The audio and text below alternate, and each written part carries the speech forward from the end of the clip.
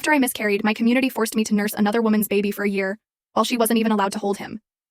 You know, I used to think my religious community was a sanctuary. Turns out it was a cage. They say there's no greater pain than losing a child. But I found something worse. Being forced to earn the right to grieve. To prove I was worthy of ever being a mother again, by raising someone else's baby right after losing my own. It was a hell I wouldn't wish on my worst enemy. It started like this. My community had this program.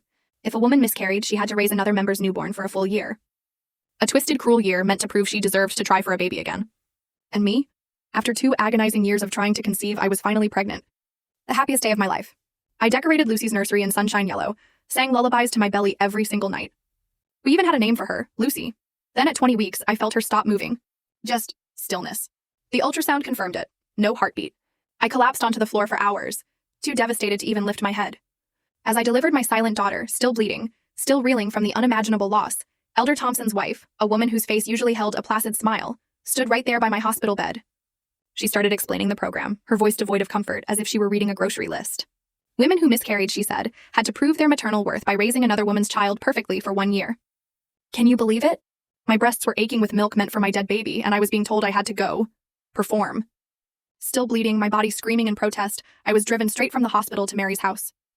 Her 3-day-old son Samuel waited. The rules? They were precise. And they were vicious. I had to live in Mary's house, sleep in the nursery, and care for baby Samuel every single moment. Mary would observe me, score my performance. If I dared to cry while holding him, points deducted for emotional instability. If I sang the lullabies I'd written for Lucy, more points off for living in the past. And Mary? She wasn't allowed to touch her own son for the entire year. She could only watch, a ghost in her own home, as I nursed him with milk meant for Lucy, changed him, rocked him to sleep. She sat 3 feet away, close enough to see his face, to hear his little coos, but forbidden from holding him. The elders claimed this taught birth mothers gratitude and grieving mothers redemption. But it wasn't teaching us anything but agony. It was destroying us both, slowly, painfully.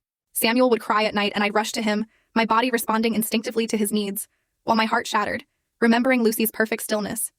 And Mary? She'd stand in the doorway at 3 a.m., arms wrapped around herself, tears streaming down her face as she watched me comfort her baby, a baby she couldn't even touch. Then Samuel gave his first smile.